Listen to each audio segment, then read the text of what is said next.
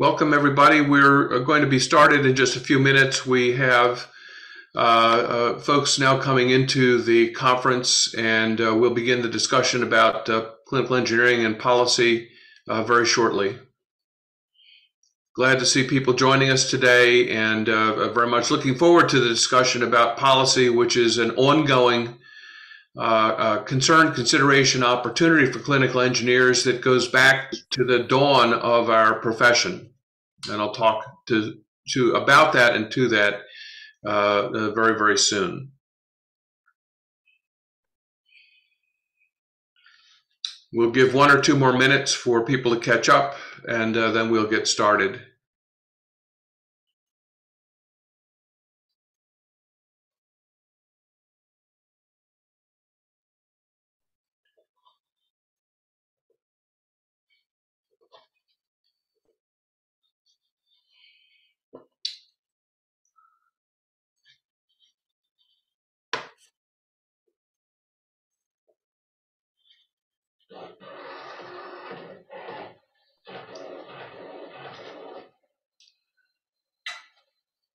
Welcome to our town hall on clinical engineering and health technology policy. I'm glad to have everyone join us from around the globe. I see representation from almost every continent. This is an opportunity for us to move ahead as a community and also to expand our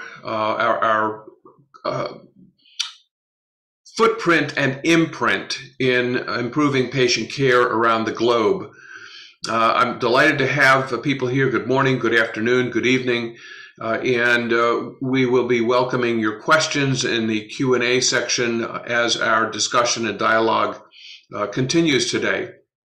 Now, on the right side, you see a rough agenda for what we're going to be doing and what we're going to be discussing. And what I would like to do is perhaps open the floor initially as identified to provide some opening comments and remarks from any of the panelists who would like to comment about the perspectives, your big view of what you would like to accomplish in this town hall. Maybe we'll call on our chair, Fabiola Martinez, first to give her perspectives. Yeah, thank you. Good morning, everyone. Good day. Welcome to this town hall. Even though it is a project that seems to be running quite slowly, the importance of the topic and the transcendence that this topic may cause to us as a profession has to be considered.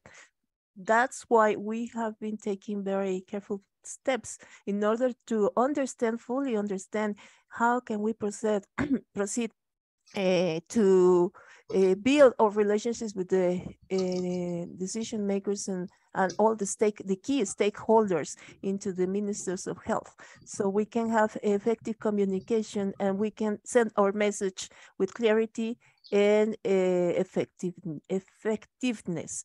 Thank you so much. Welcome to you all. Thank you, Fabiola. Let's jump halfway around the world to our colleague in China, Zhang Kun, my good friend, and ask for your perspectives. Yeah, thank you very much, Ilya. Yeah, and I think the activity we participate, we sit at the table to help the ministry, health ministry or regulation agencies to form policies on health technology is extremely important. And I truly think so, because it's not only have something to do with the routine daily work, the hospital-based clinical engineering program, and also will impact the patient care, as well as help the career growth for the clinical engineers themselves. So I think it's very, very important. And I'm also eager to learn the experience from other countries or regions, how they can sit at the table and help to form the health technology policies. Thank you. Thank you. And while you're just talking a little bit about your activities, I think we have a lot to learn from China because China is a vast geographic and population environment. And one of the challenges we have as we try to look around the world is how do different approaches scale? My impression in China is that a lot of the responsibility for decisions is localized within a province or what we might consider a state in some areas, rather than trying to have a comprehensive federal policy for everything. And it's an interesting top-down versus bottom-up approach, and we may come back to that. It is very hard to impose overarching standards on any one area or individual or community. And so that the phrase of think globally but act locally is an interesting one to consider. Our colleague Pedro Galvan, Dr. Galvan, is in Latin America, but he's having some audio problems, so we will for now have to forego his contributions. I would like to sort of set a bit of a context and share a little bit of other perspectives. That's not the one that I want. Yeah, that's it. So I just want to talk a little bit about my background because it has the thread of policy through all of it. In my first 15 years at ECRI, or ECRI Institute, working with Dr. Joel Noble, who testified in the US Congress on the need for medical device regulations. Dr. Noble was one of the leading voices in the need and opportunity for creating policy at the federal level and ultimately at the state level for managing health technologies. Now, we were talking about the 1970s. So health technologies at that time were discrete devices. They were individual defibrillators or monitors, very, very early in the application of technology. Hospitals were just being built, the burgeoning growth of the US environment. Dr. Noble took a bunch of us young engineers and sent us to every state in the United States, and we met with state legislatures, we met with state hospital associations, and we talked about the need for equipment management programs. And then in the second half of my career at ECRI, we started working with WHO. And we started talking about nomenclatures and the need to have nomenclatures that would span many different applications. And I was in Trinidad, I was in Brazil, I was in Mexico, I was in Washington with the Pan American Health Organization, in Geneva, in Linköping, Sweden, talking about nomenclature. It's interesting, the concept of nomenclature doesn't go away. We still need to know what to call the different things in the health technology environment. Then in the following ECRI, I worked with a medical device manufacturing and pharmaceuticals manufacturing firm, and I began to engage in the policies of good manufacturing practices, regulatory oversight, quality systems, all based on my perspective as a clinical engineer, all based on my roots from ECRI, focusing on patient safety. And it's perfectly fine to have successful businesses. You need businesses in order to provide devices and pharmaceuticals. And then for the past 20 years, I've been an academic, a professor. And in that role, I've worked with HIMSS and the emergence and rapid growth of the e-health, digital health era. And I've had the opportunity to work with the U.S. Congress, with the Food and Drug Administration, with the FCC, the Communications Commission, looking at the emergence of digital health, Internet of Things, trying to advise on standards, policies, and the like. So I really have had that opportunity. It's a unique opportunity, honestly. When you think about I was 21 years old when Dr. Noble was sending me to testify in meetings and activities. Really, it was his word. It was his guidance and vision. And all of us, I think, wherever we are in our career, are in the area of thinking about, how do we make an impact? How do we help shape our society, our goals? How do we make sure that the technologies that we are part of and are stewards of, in fact, are safe and reliable? I see now that we've been able to add our colleague Antonio Hernandez to the speakers, and I'd like to ask Antonio for any initial comments he'd like to make about the importance of policy and the role of clinical engineers in policy. Antonio, is your microphone working?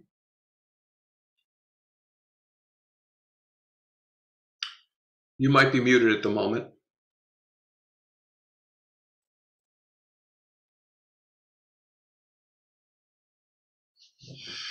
All right. Well, Elliot, yes, please go ahead, Antonio. Welcome. Oh, thank you for inviting me. You know that policy and public policy is an area that I have been advocating for.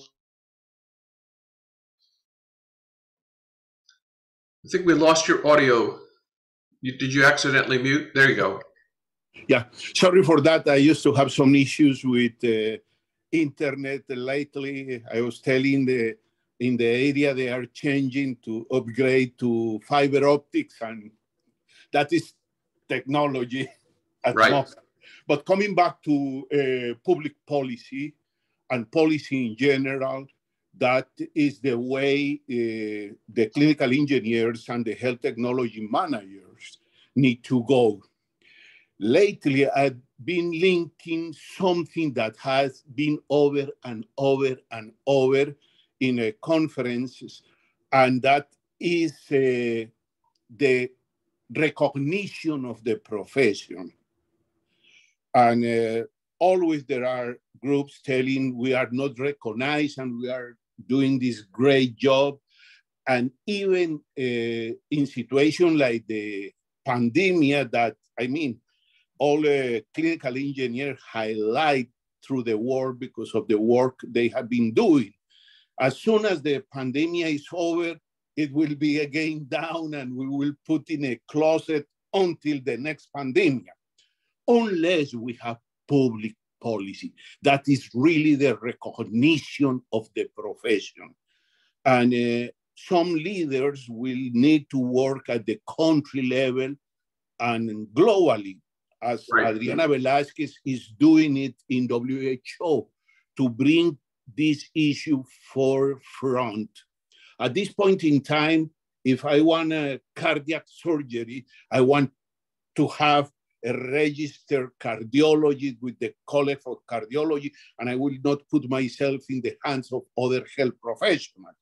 Something similar and very well regulated need to be done with the clinical engineers and the biomedical engineers, that you know that you are in safe hands when you go to a hospital that has a very strong group, trained and accredited, that they are the top and could accomplish any activity.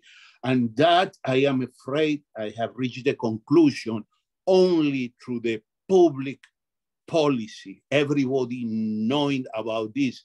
There are different steps, and we have been accomplished under your leader and other leaders in this, and is starting grouping the professionals.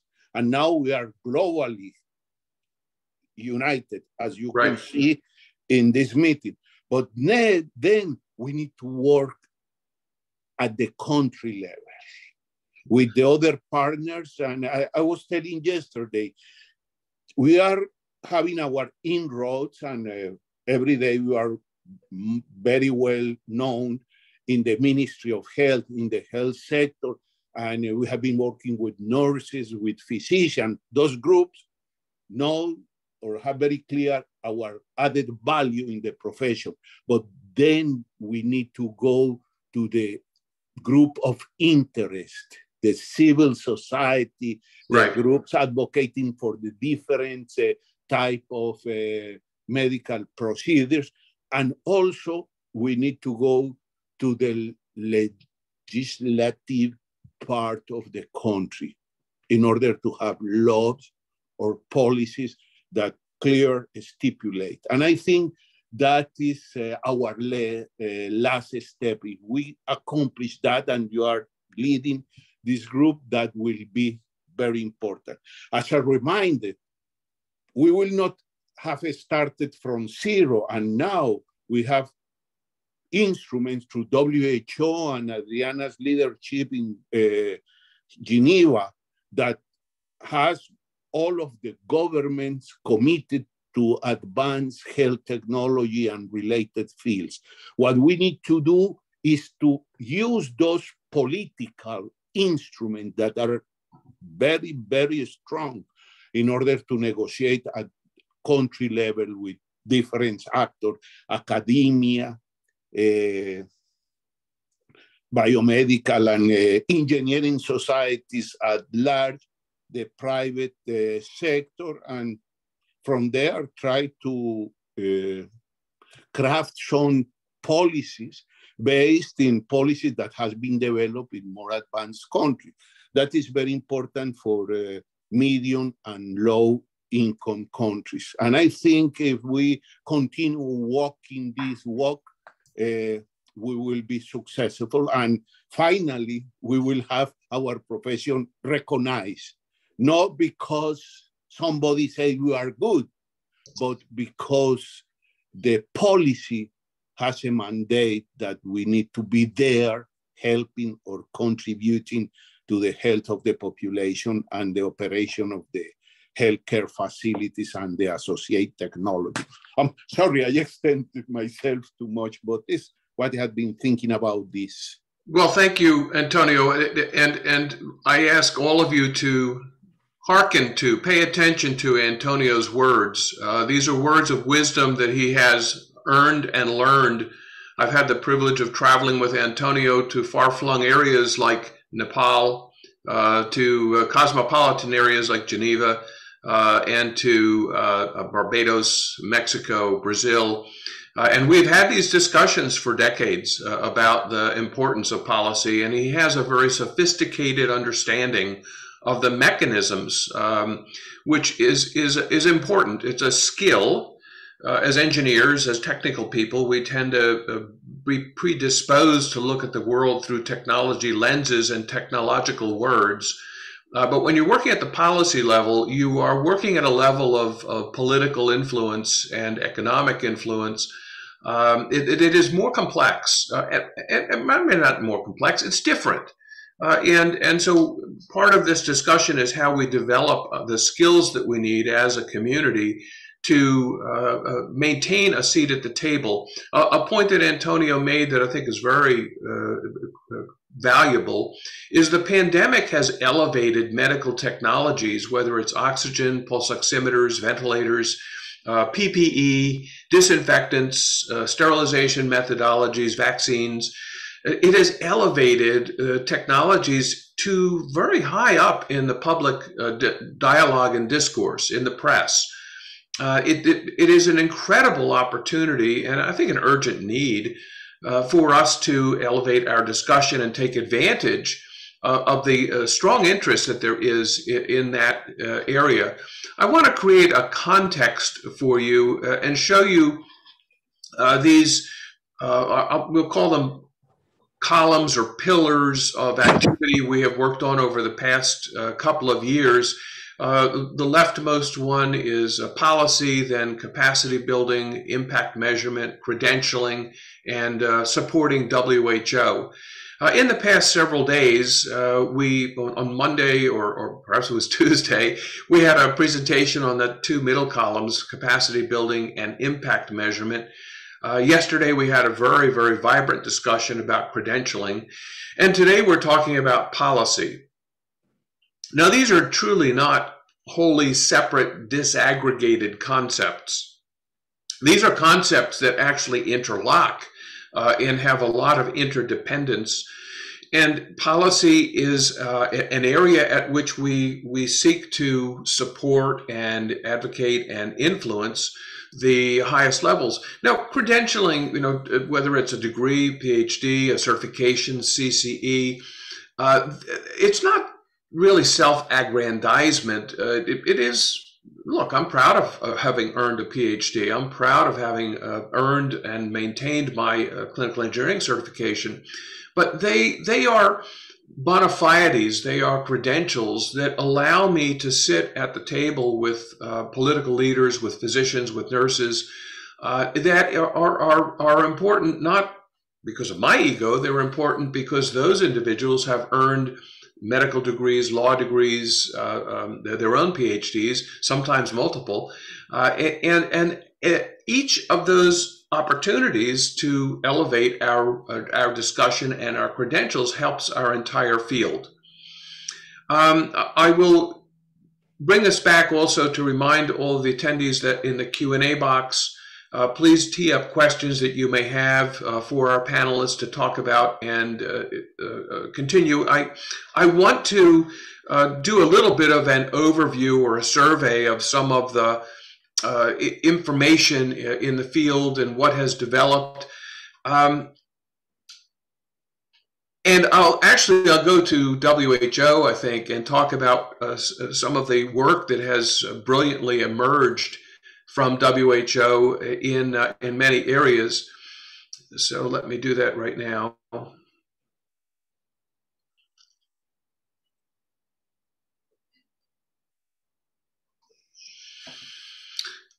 This is a website on public digital health technology, and this is where you can trace information, for example, activities that are developing in the digital health space and field. And there are, unfortunately, there are delays because of the web interface.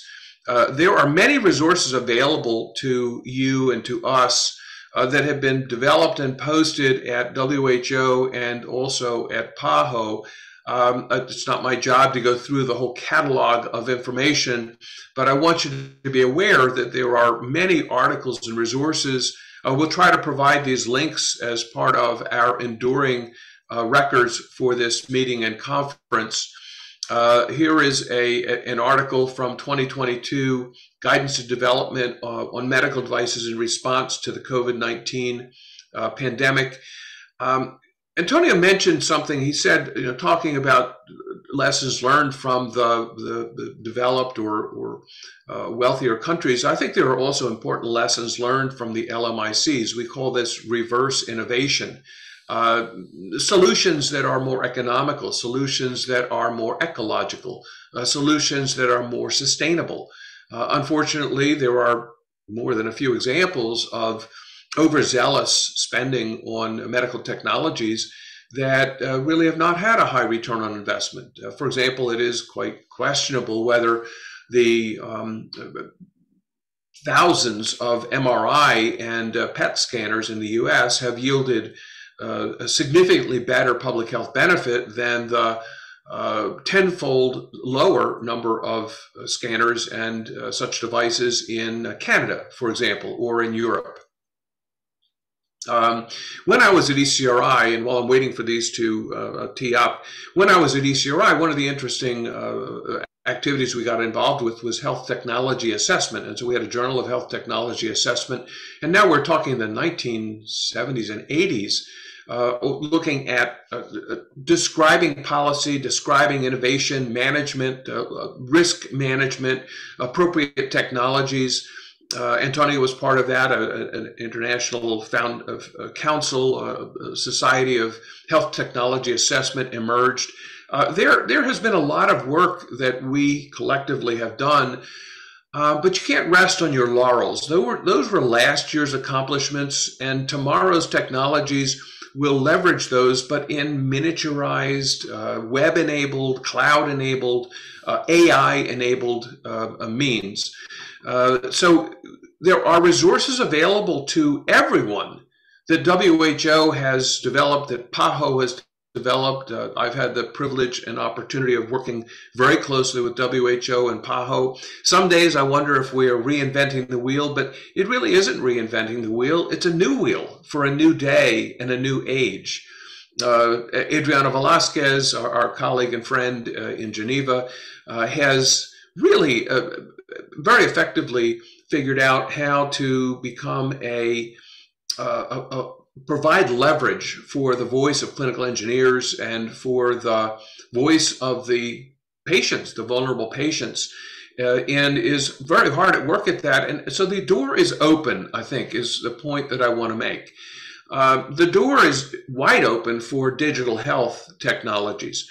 And this is an area that is fascinating. If you talk with our colleague Zheng Kun from Hangzhou, China, his group is deeply involved in the digital health and the patient record keeping and the apps that are provided to the hospital and to patients. If you talk about that in the US, you're not going to find too many clinical engineering departments currently doing app development for patients.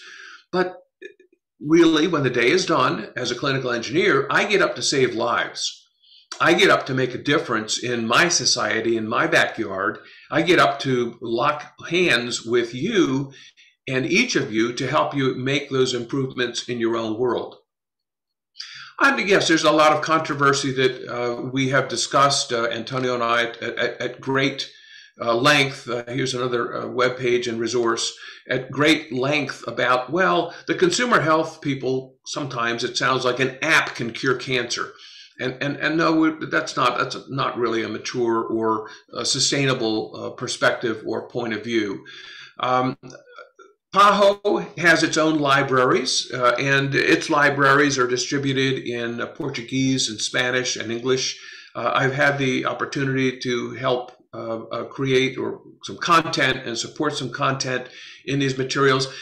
I've talked with Fabiola about the possible virtue of a clinical engineering digital library. Wouldn't it be nice if we could go to a library that had all of these organized in a way that we could pull our own copies, make our own annotations, and not have to search the web to find this information? That, I think, is a way of avoiding reinventing the wheel in this policy area. It's very powerful to sit down with a regulatory body or a government agency or a ministry of health or an enterprise and be able to show them 3, 4, 5 other successful examples of what is being done or how it's being done. It's much more powerful than walking into an office and saying, I have the answer. I've invented some new solution. They've heard enough of that hype. They want real, trustable solution. Here's another example in the UK. The UK has really been very aggressive and effective in leveraging clinical technologies for the pandemic. And I more and more, I talk about health and information technologies instead of just health technologies, because the two are both converging and growing the field. In the UK, our colleague Dan Clark has received recognition by the Order of the British Empire, the Order of the Queen, that he and his teams have provided guidance on the COVID at home, the patient pulse oximetry at home rather, and the virtual COVID ward, helping evaluate low-cost pulse oximeters to find ones that are reasonably good or good enough to use for patient care and engineering better care and outcome. Our colleagues in India have been extremely effective in developing new tools and capabilities in terms of health technology assessment, manufacturing. Our colleague Jitendra Sharma and his AMTZ group has really been a great leader in this area. And so I'll provide all of these links to you. I just want to expose some of the incredibly valuable work that's being done around the world, because we tend to sometimes to think that if it's not invented here, if it's not invented in my head or with my team, that it may not be useful information. And that's by no means correct. In fact, there's a lot of useful information out there that we should be leveraging. This article in 2020 published in the journal, Global Clinical Engineering Journal, by Jitendra Sharma and his team, talks about priority setting in India. Now, realize this really, in many ways, predates the pandemic, but it is a reemergence of the health technology assessment, appropriate technology, and other dialogues. Much more recently, Yadin David and Tom Judd published in our National Academies of Engineering a piece describing the convergence of patient care at the bedside. Now, the bedside today and tomorrow is not just in the hospital. Point of care is now at home. Point of care is now mobile. It's now virtual. And as clinical engineers, we have to kind of change our thinking, I believe. We tend to think about managing the enterprise, the empire, if you will, of the hospital. But half or more of healthcare is delivered now outside of hospitals, whether it's rehabilitation, prehabilitation, triage, telehealth, telemedicine. That means that we have to think about technology management in perhaps new and innovative ways. And I think with that, well, let me just also talk about, we've had the opportunity through a colleague, the former chair of the Health Information and Management Systems Society, Dr. Manish Kohli.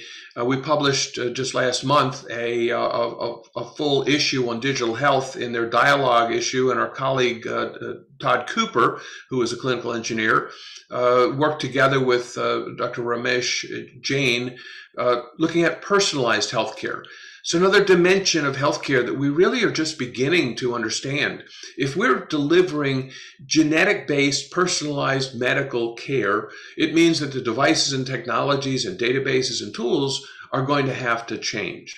So I hope that this kind of overview gives you some things to think about and some areas that you might be willing to consider. And I'd also like to point out that the world continues to change.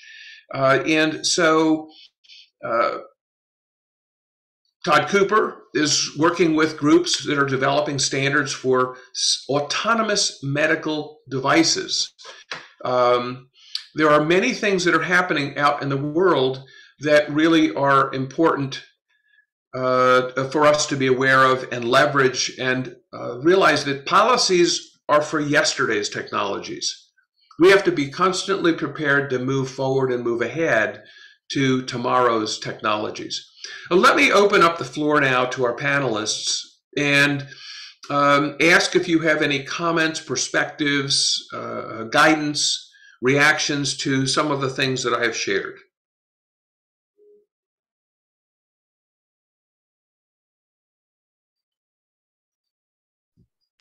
Yes. Yeah, thanks. Well, I think the landscape that you have provided us made us to spend many time to think about it. I think that the digital health paradigm is a point that we may use to impulse these efforts, since there is a kind of confusion from the decision makers concerning what digital health means in terms of technology. So many of them may confuse the use of this technology and may ask for help to other specialists in communication, only in communication. So right. They are not quite aware that it is only one part, important one, but it is a part of the whole picture. And the connectivity with the medical device and with the patient and with the environment at home or at the hospital is a matter of the clinical engineer. So in terms that the inclusion into the policy, in the public policy, there is another point that we have to consider. When we talk about policy, the theory says that it is a topic to be discussed, and in this topic, there is always a winner and a loser. And the winner is the one who gets the idea to be done, and the loser is the one who is affected by this decision, Right. right? And it is in the every topic in the field of policy. We have to be sure that we were not going to be the losers, because if we ever lose, the patient loses. Correct. And in this regard, the article of Jitendra is very important, since he and his team devoted to write it down, to expose very clearly and very easily how we can take action to show that prioritizing the devices and relating it to the burden of disease, yes, is a thing that we can do, and it's a thing that shows, it's an evidence that shows the importance Right. to be included. So the other point is that it is one of the ways we have to use to be heard and to be seen. Publishing of this way, right? It is not a scientific paper, but it is a very, very important paper for us, and Right. it is published. So I ask you all to start this culture of reporting, formally reporting, structured reporting your findings, your achievements. So Right. we Okay. can have enough, right? Enough repositories to base our work, and we can help each other, right? Very good. Thank you so much. That was I want. No, thank you. We'll go to our colleague in China next. And in the transition, I will like to comment that, you know, one of the challenges we have is all of these decisions are resource bound. You know, there's, and all of these, the era that we're in is in an era of what I would describe as the creative destruction of the healthcare enterprises of the 20th century. The creative destruction and reinvention of the healthcare enterprises. In the US, we're closing hospitals at a very, very rapid rate, rural hospitals. And we're going to have to figure out ways to use telehealth and telemedicine to support those local patients. And we're going to have to figure out ways to have regional field clinics and services that meet their needs. It's not easy to do, but reinventing healthcare is a challenge. Let's go over to you, Zhang, and tell us your thoughts from China and your experience. Please share that. Yes, thank you very much, Ilya. Yeah, I can't agree with you more. And I think the clinical engineering community make contributions in the national or the provincial or local level. The health technology policy is very, very important. Just like Fabiola just said, it's not only make very positive impact for the patient care, also it's very important for the growth, for the development of the clinical engineering ourselves. And I think I may give a very good example, and just happened in China last year. The National Health Commission, it's National Health Ministry, we call it the National Health Commission, and just issued a regulation entitled Management Norms for Clinical Use of Medical Devices. And in this regulation, I believe a lot of the clinical engineering community make a lot of the inputs through the professional association, and this is a very important channel, and also proved is very effective.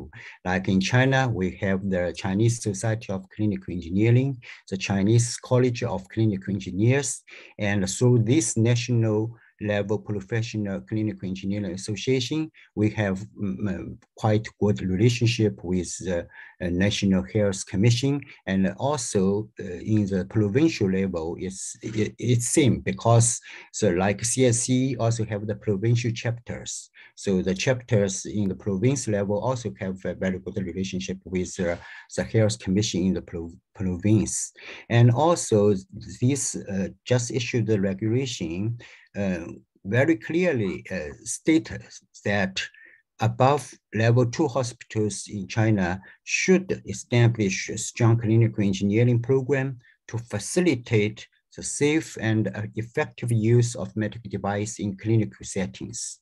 So yeah, I just want to emphasize again that the capability and the willingness of the clinical engineering community to make contribution to the policy making is extremely important. Yeah, and also, Ilya, I want to report to you another thing we participated and just with a very satisfactory result.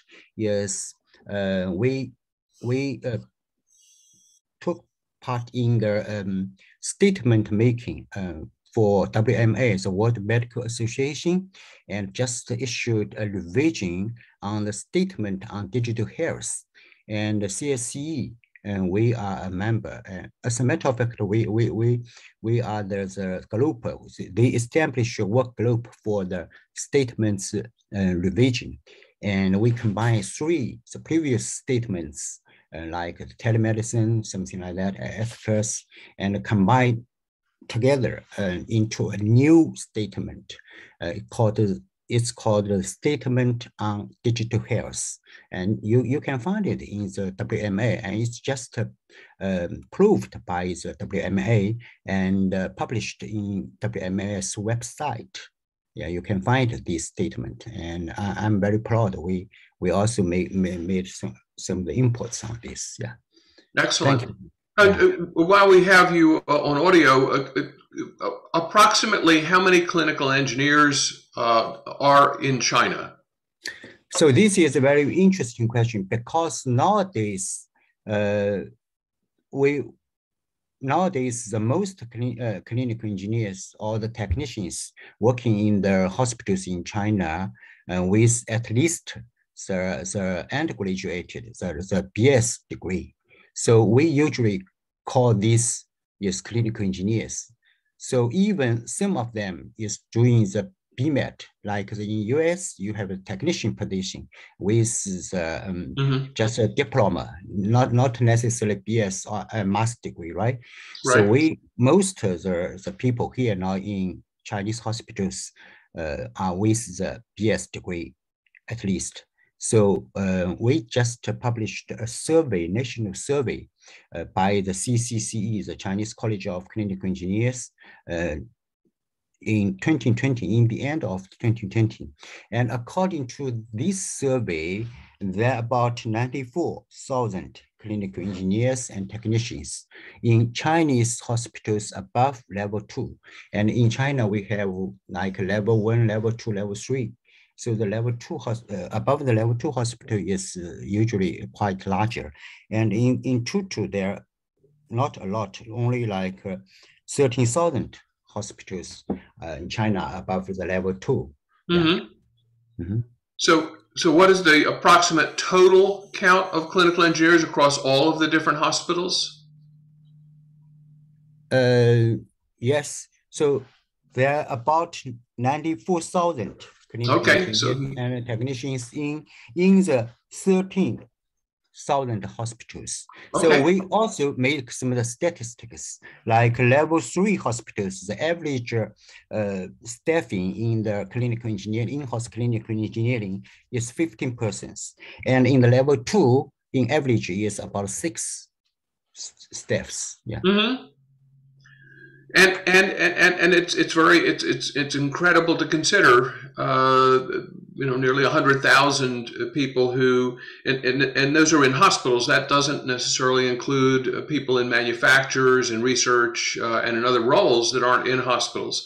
It's a very large workforce, and it is an example of the large voice that has developed for clinical engineers for this profession. I think it's really very, very important for us to respect and recognize. And I think that there's, one of the challenges that we all have is the nature of change management. All of us are in favor of change for someone else. Change how doctors do their jobs, change how nurses do their jobs, but changing how we do our jobs, that is an interesting challenge unto itself. And so I really am I encourage us all to think about that, because as we push to improve and change healthcare around the globe, we have to also push to improve and change ourselves. And that's why in the columns that you saw of the projects, capacity building and impact measurement becomes very, very hard, or very, very important. Impact measurement really is a different way of thinking. In the typical traditional technical way of looking at the world, we think about our impact on on-time inspections and overdue preventive maintenance and accident investigations. But in impact measurement in healthcare, it's really lives saved, it's money saved, it's safe baby deliveries and well baby care. And so coming up with methodologies for us to be able to provide those kinds of metrics is going to be very important as we move forward. As Fabiola mentioned, in digital health, there are many players, and not all of them really look at the whole picture. The communications people look at bandwidth and look at footprint of cellular towers or satellite communication in the case of Australia. We're in a unique position to translate technologies into patient outcomes. And it's not easy. As we look at the pandemic, it's very, very, very hard to enumerate how many lives saved or how many dollars were saved by using telehealth, telemedicine, pulse oximetry at home. Let's take a moment and invite our colleague Pedro Galvin. It looks like you have a working video and hopefully voice, and perhaps you can talk about your work in the artificial intelligence area and innovation for the country. Yeah, hello. Can you hear me? Yes. Yeah, thanks, God. Thank you, Elliot, and colleagues for this opportunity. I'm very glad to share with you a little experience here in South America we have made in our territory. In this sense, I very comfortable with our development in the country. We began with Antonio Hernandez in the 90s to improve the overall country situation regarding health technology management. And I think that health technology policy have to be involved with all the stakeholders. That means not only policymakers, but I think the most important part of this are the clinical engineers. In this sense, we have worked together with Antonio more than 10 years in order to convince our policymakers to include the clinical engineers in the process of solutions of many issues what are involved the health technologies. We have, for example, developed a new digital health policy in the last 10 years, using telemedicine, for example, to solve some very acute problems in countries like Paraguay and low developing countries. For example, in the issue of universal coverage of some diagnostics or health services, what normally in developed countries is not a theme to discuss. In this sense, we developed a telemedicine network in our country 10 years ago, before the pandemic occurs, as was a really revolution at that time. And so that we have, during the pandemic, use a new tool we have developed that means using artificial intelligence to, I think, to give a new opportunity for many people outside the capital cities and the big cities where they don't have labs to make the RT-PCR diagnosis, what were the gold standard for example, for COVID-19. And we using creativity and using the technology like ICT and knowing how, for example, ICT scanner work. We have used all the information in order to integrate in a new tool we named artificial intelligence to diagnose COVID. That was a trial in our country during the pandemic with very, very good outcomes. We can say very proud today that we have saved many lives in order that we, with the very early diagnosis of COVID, we have avoided the outbreak of the COVID-19, for example, in very little towns, in order to give the people also the right treatment in order to give them and save lives. Many of some experiences we have to use as example for our colleagues in other part of the world, and we are very, very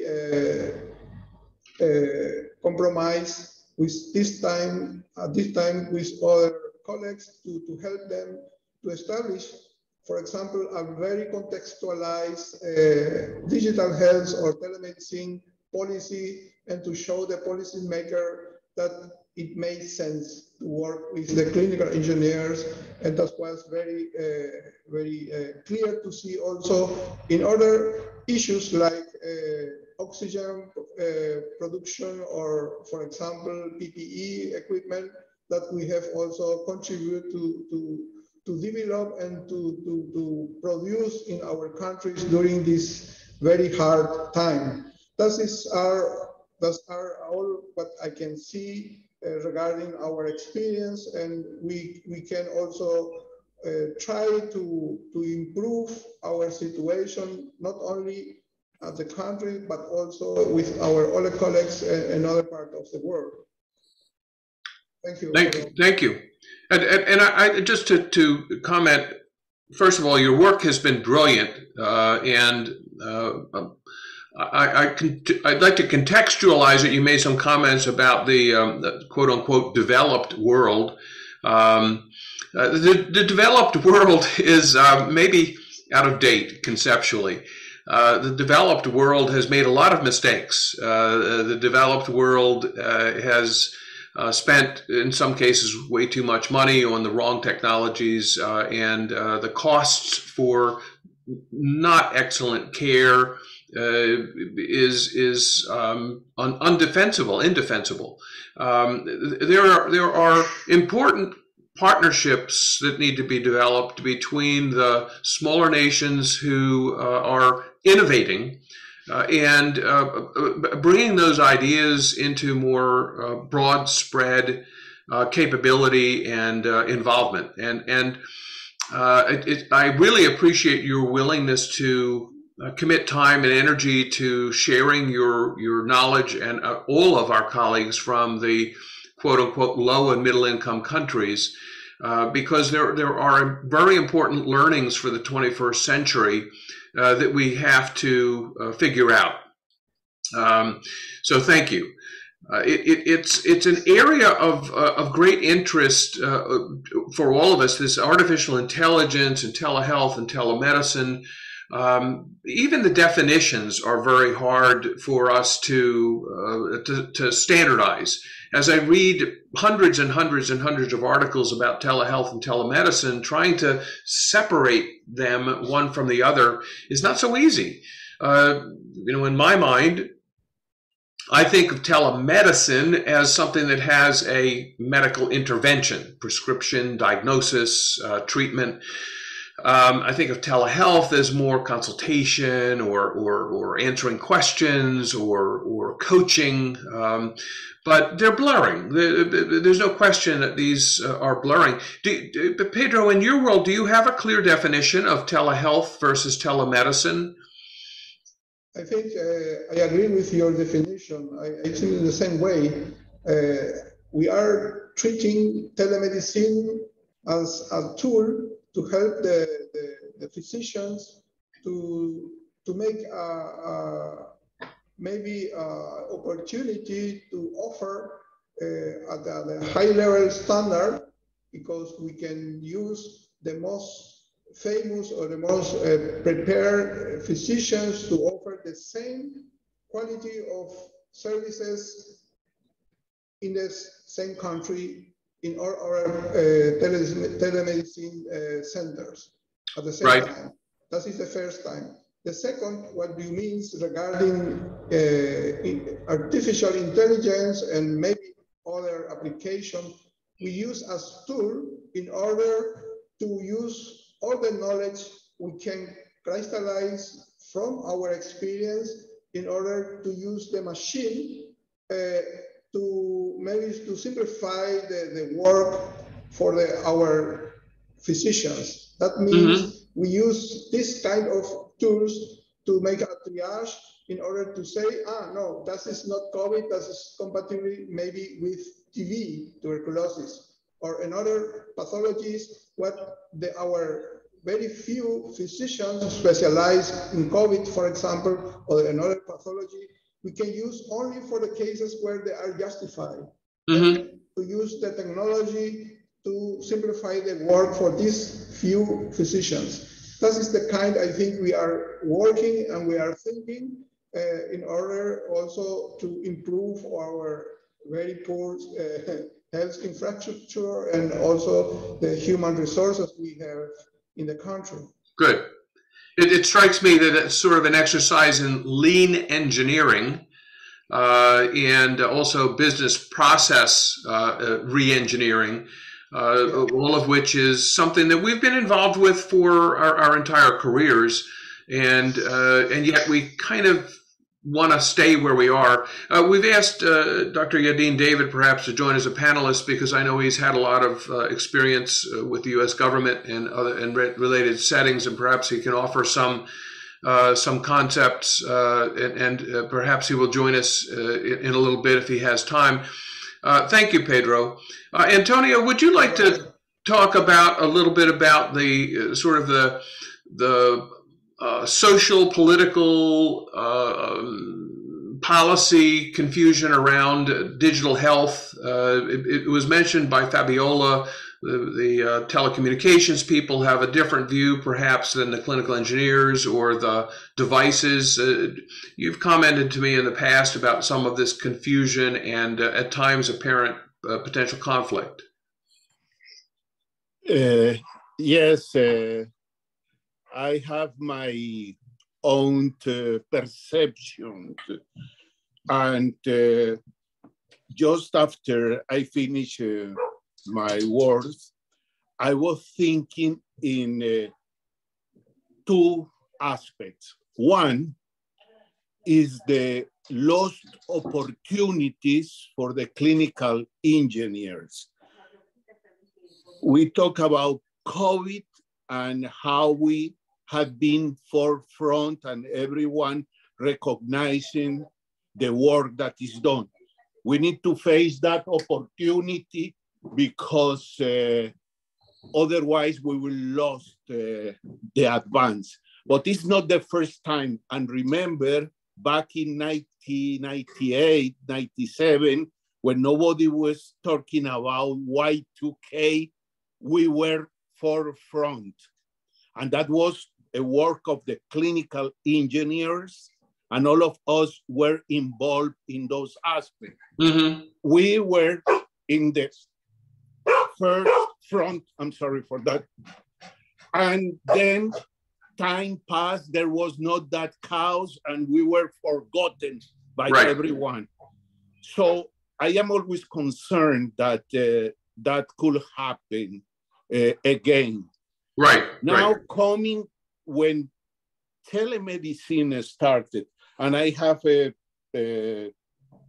slide here that I will put there and you could put it on the screen, that at the beginning, it was kind of, is a clinical engineer or is IT people?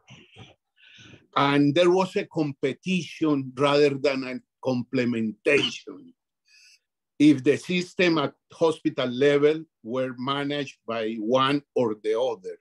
But then telemedicine grew stronger and stronger, where more medical devices linked to telecommunication and computers. And personally, I think that the part of the new role and the new profile of the clinical engineer are deep into the telemedicine or the digital health.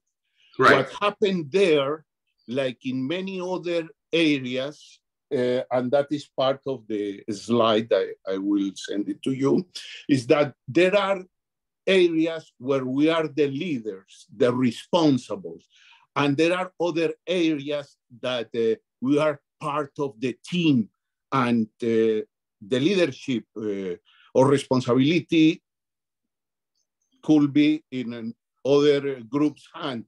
And you mentioned health technology assessment. We have been definitely very involved, but we are not the leaders. Medical devices regulation, we are deeply involved. We have been doing our inroads there, but we are part of the team. When it comes to healthcare facilities development, we are part of the team because we have knowledge to contribute, but we are not the leaders. So it's very important where we are developing a policy that we have very clear where we are the leaders, like in maintenance, part of the plant operation, equipment technology management with all the process, and where we need to be there to reinforce and strengthen the processes, like in health technology assessment, in digital health. And personally, I believe if this keep evolving, probably we will have the main part in digital health. Has been since the beginning, you and me have been involved for more than 30 years in this part, and we have many, many publications related, but every day there are more people on the field. Correct. But I don't want to see it as a competition rather than as a complementation. We recognize the work of every one of the groups. I always remember you taught me a lesson very important. We are equals. We complement. No one is more important than the other. When you were talking about technology conversion, came information technology, came communication, and came medical devices. We are equals. We complement. And I learned that from you, Elliot. It was a clear vision 30 years ago. One of the concepts that I've said is that all of those people in the software and electronic health record and communications, they are really kind of clinical engineers as well. And we need to deputize them, because we're not going to get up on the cellular tower and fix the communication. We're not going to work at the fiber optics center and change the broadband configuration. But they need to know that their decisions affect lives. They need to know that their participation is important. And it is, to the extent you honor others and include them and recognize them, they're more willing to work with you. Same with nurses, same with physicians, and now patients are managing their own care. So it's the tent gets bigger and bigger and bigger. In sort of unintended but expected consequence, Dan Clark and the UK government, who created a very innovative pulse oximetry at home program, you could predict a year later, they're trying to figure out what to do with this 100,000 pulse oximeters they've issued to patients. How do they make sure they're still safe, they're still reliable, that they're sanitized? It's not easy, because they're in homes and nursing homes and institutions all around the world. So there's again, another good part about the transformation of the 21st century is that healthcare has become ubiquitous. The consumer, whether it's in Uruguay or Mexico or Alaska or China or Russia, they are involved in their care. They make decisions about whether to manage their diabetes or not, whether to manage their diet or exercise or not. And you know, our role, our knowledge, our expertise allows us to elevate to those discussions, but we have to choose to do it. We have to create the resources to help each other participate effectively. None of us is master of all the different aspects of these industries. So how do we engage each other's expertise to help us help our nations?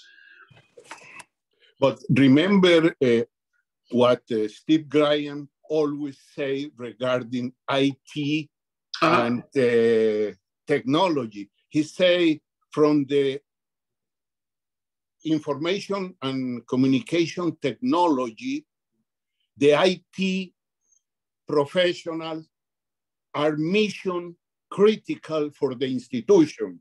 Right. However, when it comes to digital health, using the same infrastructure from the clinical engineer is life critical.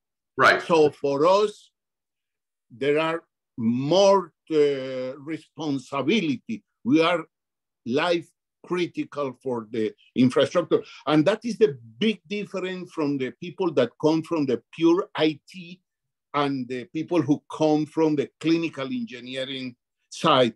We have a different mindset, different approach to the problems. And for that, personally, I think is a very strong point to put us in the leadership of all these processes.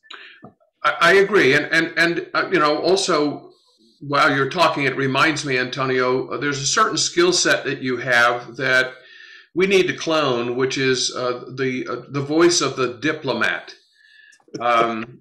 Always coming to meetings and scaring people, telling them that the terrible problems they face or the next problem that will emerge is not the most effective way to enroll them as partners.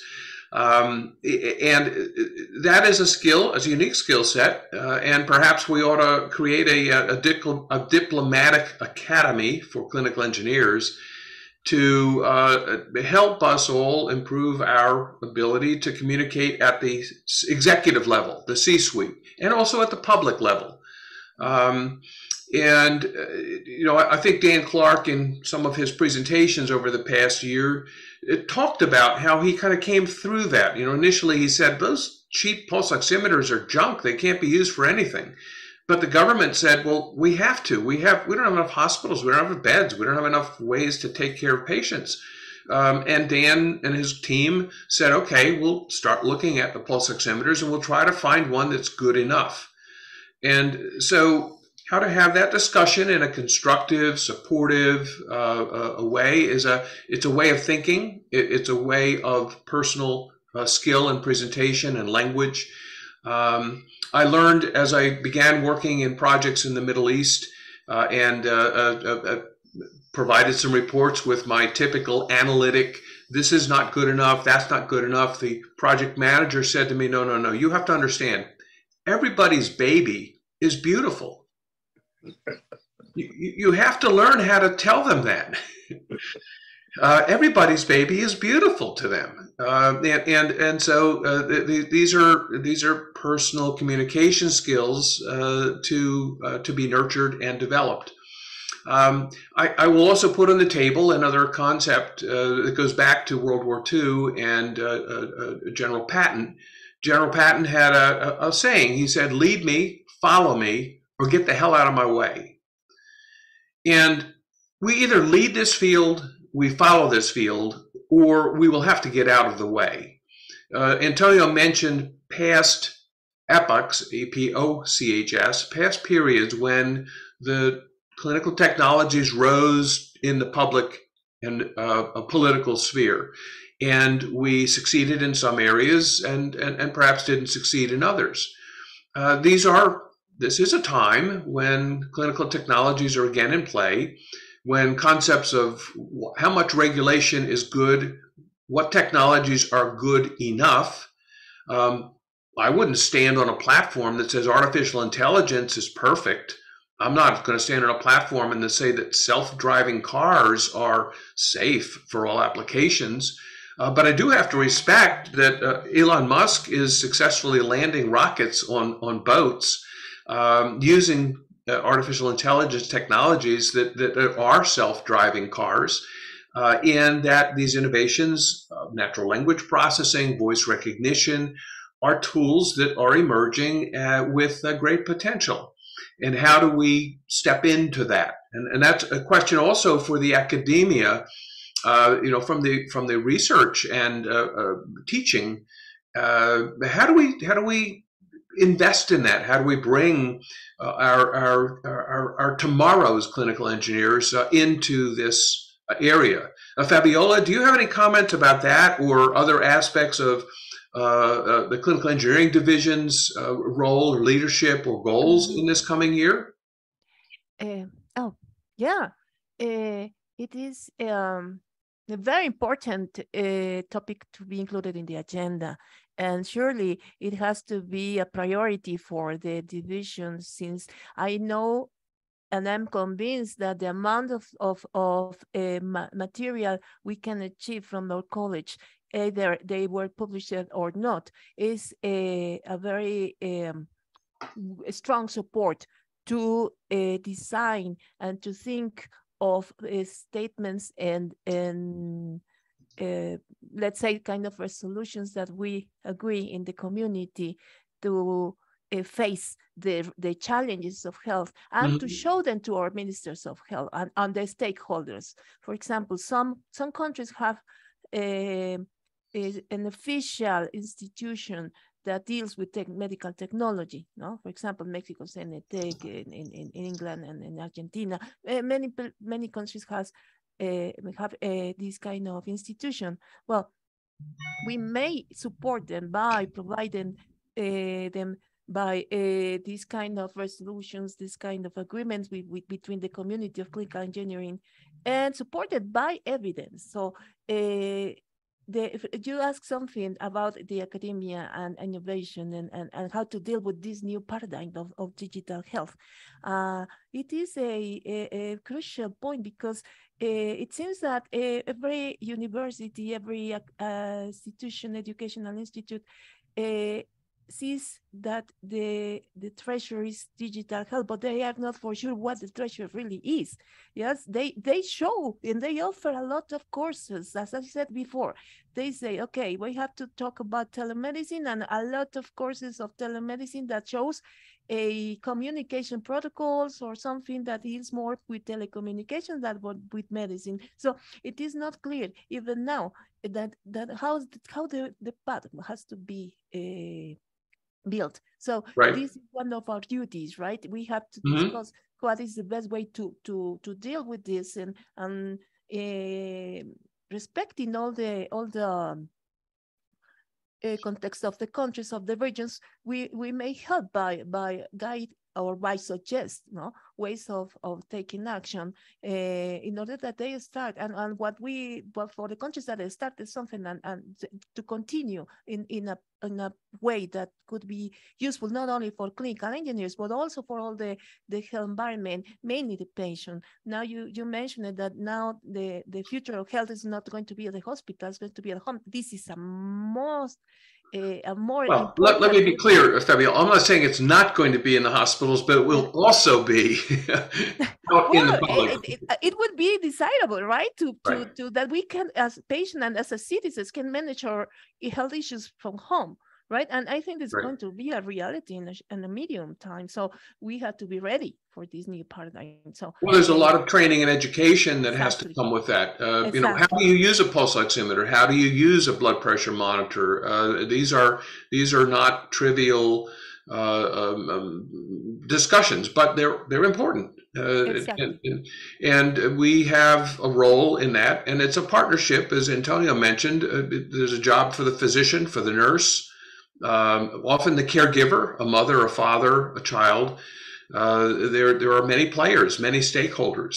Mhm. And another challenge or opportunity, Fabiola, for CED is to consider is there a need or opportunity for a mid-career educational track or certificate or program that provides skills on negotiation, on diplomacy, on business management. When I think back in 2000, when I was working at a for-profit organization, actually the late years at ACRI, I started teaching classes at the AAMI meetings, the annual meetings, on negotiation. The whole process of win-win style negotiations, understanding the other party's needs, those also affect our ability to impact policy. And those are not typically taught in engineering schools. Those are not taught, they're learned or not, depending on one's career. Just food for thought for all of us.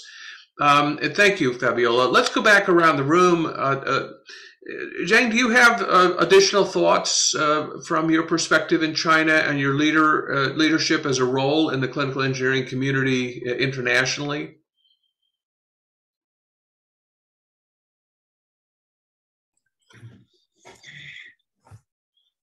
Yeah, learn each other sometimes is quite difficult. The reason I said this is take the clinical engineers in China as example. You may know or may not know. All the professionals we will have we call the technical title promotion, like engineer, assistant engineer, primary level, and then engineer, middle level, then the senior engineer, and then the topest one we usually call it the professor level senior engineer. So compared to our other team players like physicians and nurses, the promotion path for the hospital clinical engineers is not very bright. Just like China is a very huge country, and but we do have two provinces, like Jiangsu province and Inner Mongolia autonomous region. The clinical engineering community or the provincial level association have very strong impact and also have very good relationship with the local health commission, and they successfully to incorporate the technical title growth into the health system. That means you needn't. There is a clear promotion path. But for some of the other province, and in some province, they don't have a promotion path for the hospital clinical engineers. So this is a very interesting thing. So I just want to comment on this is because a few days ago we have a talk with Dr. Yatin David and about the English papers. I also mentioned this issue, and now give this example is I just want to say every area they have some of the best practice, but sometimes it's not easy to copy that best practice into the other area because the local environment is different. Yeah. Again, think globally, act locally. Yeah. I think that's a critical reality to deal with, and as we look at many of the work, the published works in health technology assessment and appropriate technologies, it really requires matching the technologies and the workforce to the existing burden of illness and available resources. I see Rosanna has some comments, and perhaps we could elevate her to a panelist role and allow her to speak directly from her work in Peru, if that's possible. Rosanna, do you wish to share your thoughts directly with us? Yeah, you may talk. Yes, we can hear you.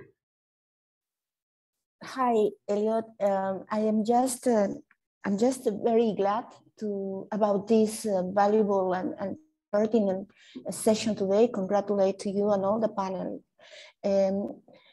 Policy and regulation, we call in LMICs more and more regulation, is a key component. It's not easy, it's very challenging. And when you think about the complexity of a high rotation, which is in the case of Latin America and the Caribbean, a fact, you make your best efforts. You are in the arena, you have the stakeholders, you are doing networking, and suddenly the government change. And suddenly the positions change again. And in the case of Peru, for example, we have the last Minister of Health has stayed in the job 45 days. And it is... that's almost as long as the Prime Minister of the UK. Yes, and it's, well, yes, I noticed that, but you know, is health, Elliot. Let me be, I know. His case, let me use the hat of the LMICs to say 45 days in the government of UK is not the same 45 days in the government of Peru or Mexico. So you need to be encouraged very well. You need to be conscious about what are the skills, knowledge, and best practices to apply now, immediately, to don't lose what you learn and what you are doing. And I was just saying in the chat, the contents now today are very valuable, appreciate very much, and encourage us, the clinical engineers, to go back to the arena and improve efforts. Thank you. Thank you, Rosanna. And let me comment on a personal note and share just for the record. You know, I'm nearly at 50 years of work in this field, and there are times when I feel like Sisyphus pushing the rock back up the hill, and there are times when I want to quit. There are times when it feels enormously frustrating to begin the same discussion about nomenclature with yet a new group of leaders, and the same discussion about regulation and policy and quality and safety and clinical engineers certification, clinical engineers professional development. I think all of us feel that. I do very much respect and appreciate and empathize the challenge that you have faced in Peru. These are not easy, but these are the realities of life. Again, that's probably something to talk about, you know, how to teach ourselves as clinical engineers, as a profession, how to be resilient, how to build teamwork, because there are times when some of us falter. There are times when the circumstances become overwhelming because of economic, political, social, and other conditions. You know, how do we work together to continue on our primary mission, which is to save lives, improve the quality of a living for everyone on the planet, and because we share that passion and belief and conviction, I think we can and do steady each other. It is, you know, all of these things are part of developing an ever improving voice, professional voice, mature voice, diplomatic voice, in dealing with other colleagues, and also understanding they have the same frustrations. You know, the work they did to build a regulatory system or a patient safety system or a medical device or a technology, they're exasperated when disruptive technologies change all the work that they've done. People who work in hospitals or ministries of health are exasperated when healthcare radically changes. So this is I think, a 21st century and a 22nd century challenge. The rate of change, whether it's where we live, how we travel, healthcare, science, medicine, clinical technologies, engineering, changes. and how do we build resilience so that we can manage that? Another dimension of change that we haven't talked about, but it's really important, is systems of systems engineering. Most of us have been trained, and we teach our students to do systems engineering, which has to do with breaking things into component systems and understanding root causes. But when we deal with systems of systems engineering, we deal with very complex interdependencies. We deal with networks that fail. We deal with wireless devices or Internet of Things products that are various upgrades are incompatible. We deal with technologies in the digital world whose half-life in the market is sometimes only a year or 2 years. Very different than many prior medical technologies that we've worked with that have been used in dozens of years. Hospitals in the US have medical devices that are 20 years old that are reliably being used for patient care. But the world of the digital environment is different. And to Antonio's point about mission critical versus life critical, it's one thing to update an app every month with improvements, but that's pretty darn hard if you're building a health enterprise with life critical services and resources using apps. You can't have 25, 35, 45 apps and the underlying operating system and the communication infrastructure and the security tools all changing simultaneously. I say you can't, but in reality, that's what we have to figure out, because that's the real world. Zhang, you've raised your hand. I hope you have an answer. No, actually, I will raise another challenger. You just remind me with more and more AR and the software as medical device find applications in the hospital settings. And this is a great challenger for the clinical engineers in the hospitals. We used to very familiar to do the preventive maintenance, troubleshooting on the ventilators and monitors. And even when these things are incorporated with the hospital information system, like you just mentioned, systems of system, but the AR and the software as medical device, how to do the preventive maintenance, how to do the quality control is a common challenge, I think, we face the international clinical engineering community. Yes. So absolutely. I hope you will, and I also suggest to Dr. Yatin David and Tom Judd and the GCEA and CED, IFMBCD to organize some seminars on this topic, how to do the quality control on the AR and the software as medical device. I think this is very interesting, and a lot of our colleagues will be very interested in this topic. And because we are facing it, it's emerging technology. Yeah. Okay. Thank you. Absolutely. There's another philosophical saying that goes back through the centuries. Be careful what you wish for. We have wished for these innovations, and we have to own and support them. And it's an exciting tomorrow. I think we also need to engage colleagues from other life-critical areas like the autonomous self-driving cars. I think they have the same problems or very similar problems. How do you manage thousands, tens of thousands, hundreds of thousands, millions of vehicles that are all receiving updates and patches and changes from different vendors, from different sub-assembly players? I think that this is a question we should engage with other industries in talking about and addressing. I've had the pleasure of working with INCOSI, the International Council for Systems Engineering, because they've done a lot of this, worked through a lot of this, and are working through a lot of this in the manufacturing and military areas. We shouldn't be trying to reinvent this or invent this on our own. These are systems of systems engineering challenges, and we need new methods. Our computerized maintenance management systems probably need to evolve to help support that.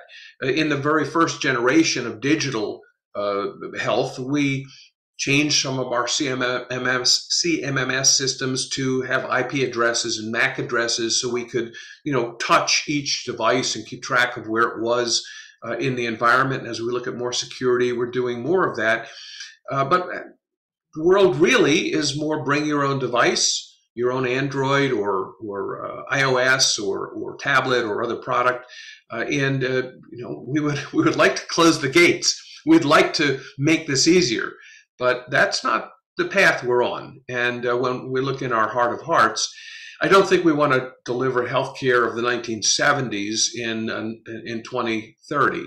We need to deliver 21st century medicine. Your comments are very, very much on point, Zhang, and I thank you for sharing that. Let's go around the room one more time and see if there are any questions in the Q&A area, or if you have suggestions of priority areas. We'll note one, which is Zhang has just put on the table, which is developing skills and tools for the systems of systems needs and of AI. Fabiola, please, floor is yours. Thank you. Well, we have talked during this session of the challenges that we face, right? And I would like to share with you an action that was taken in Mexico regarding the participation in the decision-making processes in a matter of regulation, right? We know that regulation is very close to the development and programs and public policy. So we have to be active in those regulations that are dealing with medical devices and the environment.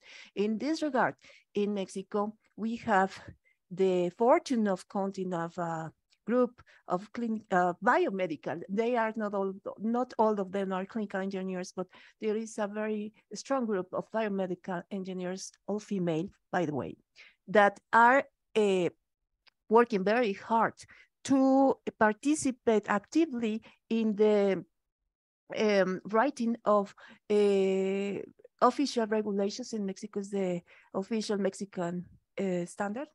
And one of them that was released last year deals to the good practices on medical devices fabrication, taken from the basement of the life cycle of the medical devices, from the idea to the final disposal. They committed to the whole process, since we are used to work when the device is on the hospital or once fabricated, but not in the previous stage. So in this regard, this standard deals with all the steps that any entrepreneur that deals with medical devices has to comply in order to be accepted in the market. And it was the result of an organized effort from the Mexican Biomedical Engineering College. They have a committee on regulation where they are very close with the Clinical Engineering Committee, and they working on being included into the participants of the standard. And it is the name of the standard. It is very nice to see Colegio de Ingenieros Biomédicos in the standard, together with the hospitals, together with the Minister of Health, in an official document. So it is possible to do it. It has been a very hard effort. I congratulate my college. but besides that, it is a first step that will make a difference. And this is an example to encourage us, right? It is a very challenging topic, but it can be possible. It takes a lot, but it is possible. Thank you. I'd like to share only that. Yeah, thank you. And in the systems of systems area, one of the challenges is how do you do verification and validation? And Zhang has mentioned that challenge as AI technologies emerge. They're not white boxes, they're gray boxes or black boxes, and it's very hard to determine how they really are going to act and what changes or patches have done Antonio, do you want to speak to this this kind of framework that you shared? This is the slide that you were talking about. Yes, Elliot. When we are thinking about the policy, we need for technology and the role of the clinical engineer, we need to see the big picture, or what's the big picture of the health services and what is included, and where we as an engineers play a leading or a complementing role in order to maintain the physical infrastructure and the associated technology working. And we could see in this picture that we have many areas: maintenance service, physical plant operation, healthcare facilities development, because we have a role there, definitely, equipment technology management, and medical devices regulation. Those are the large areas. Right. And we have a role there. Then we have healthcare technology assessment, is the large area that encompasses everything that is introduced in a country to provide health services. And then we see this pyramid that in the base is maintenance. We have clinical and hospital engineers dealing with the operation. We have architects, engineers, and other professional in the healthcare facilities, design, construction, and put in operation. We have health technology or equipment technology management for medical and industrial devices, and we play a role there. We are talking lately a lot about oxygen. Mm-hmm. And then we have devices, medical devices. As the system evolves, we start interconnecting these areas through information technology and communication. First inside the facilities, and then extramurals outside the facilities, even going to home. Then came all this terminology: telemedicine, telehealth, e-health, and nowadays digital health that encompass everything. Mm-hmm. So if we see each one of these boxes or parts, we will find our role there. And that is important when we complement with the information that has been developed through the book of knowledge on book of practice. We are bringing together all those pieces, and I think we could have a very comprehensive way to work, documenting the lessons learned, the experience. I think this global group of leaders, through the different developments in different countries, has the full solution for all the problems. But we need an integral one. Okay. But I want to finish telling that there is something that worries me. Only one thing? I'll trade you. I mean, we probably have our thinking and some of our models more advanced than the way the countries and the facilities could assimilate all this. Mm-hmm. Because the day-to-day reality. And that brings me back to the year 2000. Remember the Institute of Medicine report to err is human, where say 100,000 a year approximately die in the United States because of medical error. And that triggers globally, guided by WHO, the patient safety programs. At that time, remember, we stepped in and we prepared a very comprehensive document on how to use or improve technology to correct these medical errors. Well, it was very, very advanced for the time. And the result was not the priority because they went to the basic, washing hands and have a list of elements in the ORs. And it was 3 years back because you always was bringing that type of list we're using 30 years back in the aviation before they start flying a plane. So, right. You know, sometimes the solutions are very, very advanced, and we need to balance the appropriateness of the solutions we are providing based in the local or current circumstances. Thank you, Elder. Correct. On the other hand, I mean, one of the realities we all face is we are dealing with disruptive technologies, you know, we have these balances. It's not exactly easy to balance these trade-offs. Patient safety certainly is a senior consideration, and you know, at the top of this pinnacle, this pyramid, you know, one way of showing this is that it all focuses on the patient. But another way that we need to also start thinking about is how it impacts the physicians and nurses. You know, they're finding these technologies hard to use. They're finding these technologies, in some cases, are causing more errors, are confusing them, are slowing them down. And so we have some of it. We could say the nurse or physician is not well trained to understand these new technologies. They make assumptions about artificial intelligence that may not be valid. Decision support systems that may not be valid. So we have it's an area that we have to grow into. It's an area of leadership.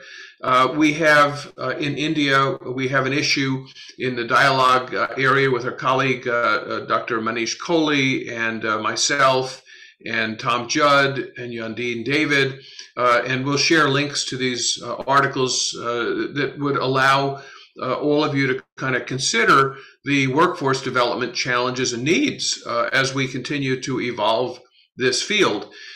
This systems of systems is complex. The systems of systems engineering thinking is complex. But I think it would be silly to believe that these are not going to be tomorrow's tools. So our field has to grow up. And as Antonio says, there are risks. There are risks. These could cause more harm. This could cause, when I teach a class in digital health to my graduate students, I say, well, what would happen if some malicious actor hacked into the digital cars and said on Friday afternoon during rush hour, all the accelerators go to the floor, the brakes are disabled, and when the car hits 85 miles an hour, all the cars make a sharp 90-degree turn to the right. What would that look like around the world? And they go, oh my goodness. Oh my goodness. It's hard to imagine, but that's all part of what we have to think about, how to avoid and how to make things robust and work.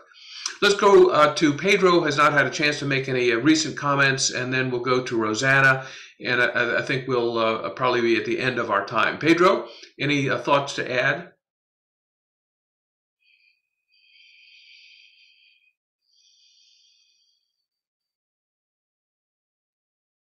You might be muted.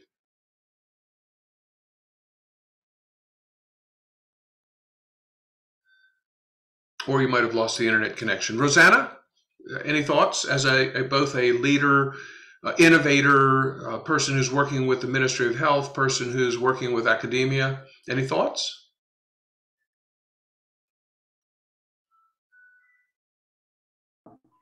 Yes. Thank you very much for these last insights, Elliot, Shankun, and Antonio. Certainly, yes. And I believe as well, with the intervention from Fabiola, I will say systems engineering thinking is a strong component of the training and exchanges and discussions we do need to improve efforts. Also, to include these best practices or evidences from Paraguay and Mexico and India for us to keep this path, Elliot, and don't forget that together we can do it better, even in policy, and most of all because policy is essential to make things happen. Thank you.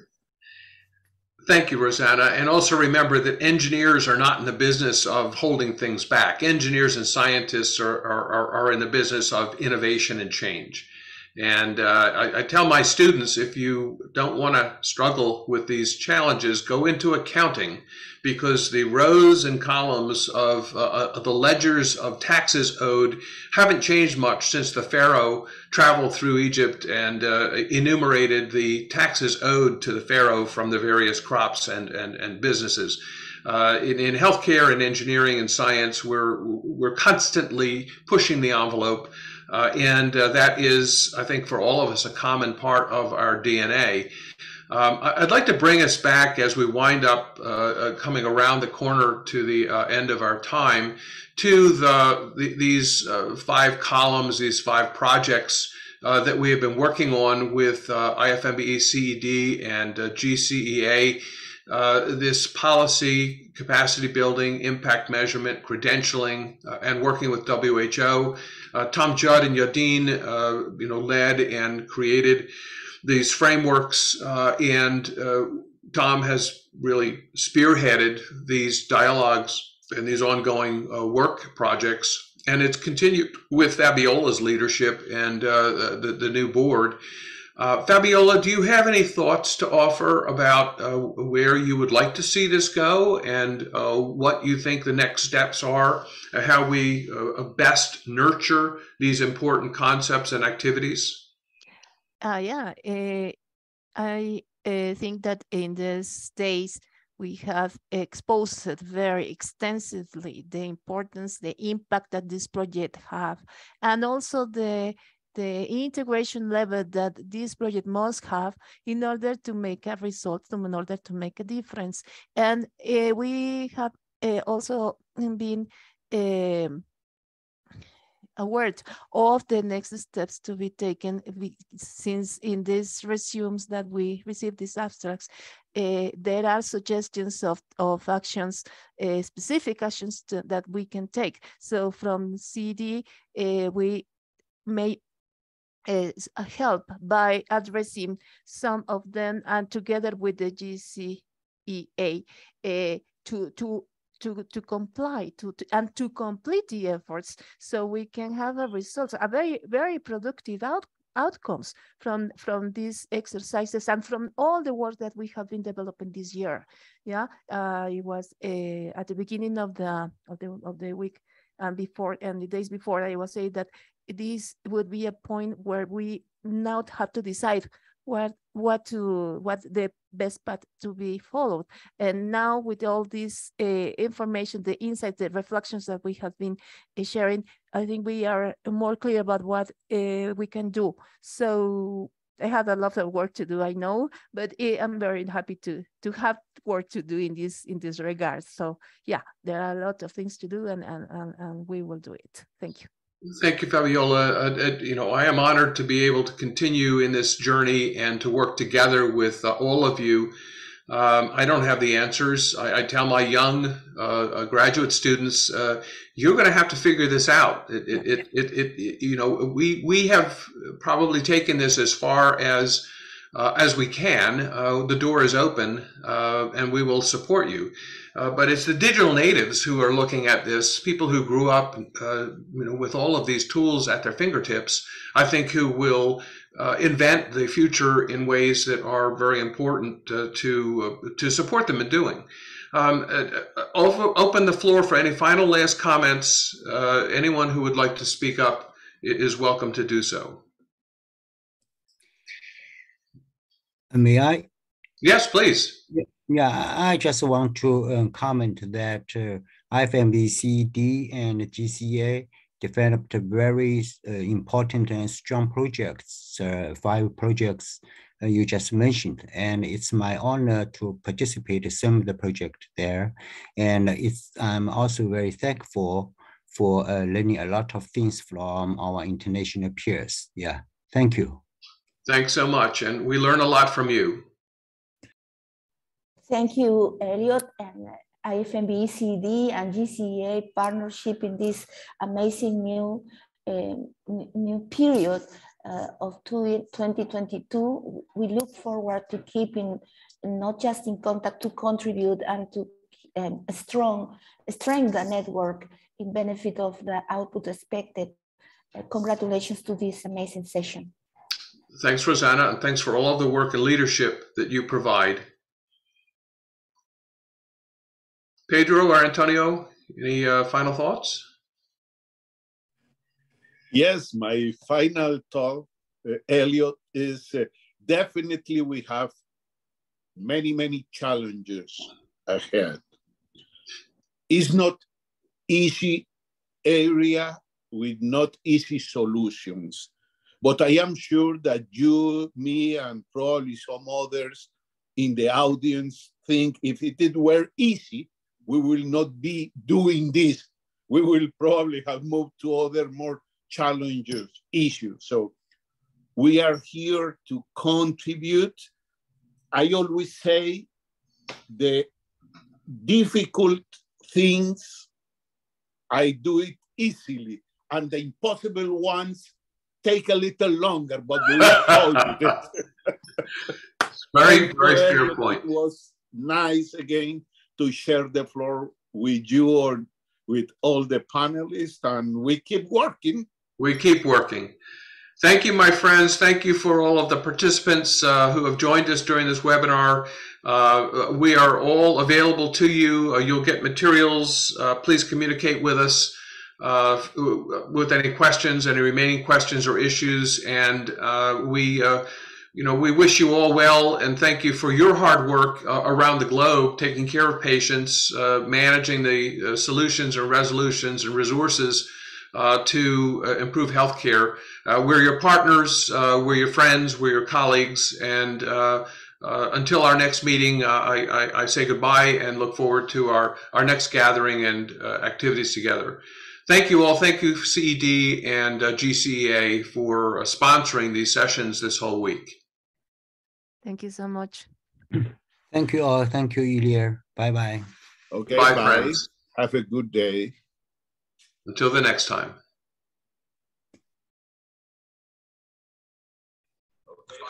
Bye. Thank you very much. Bye. Until the next time.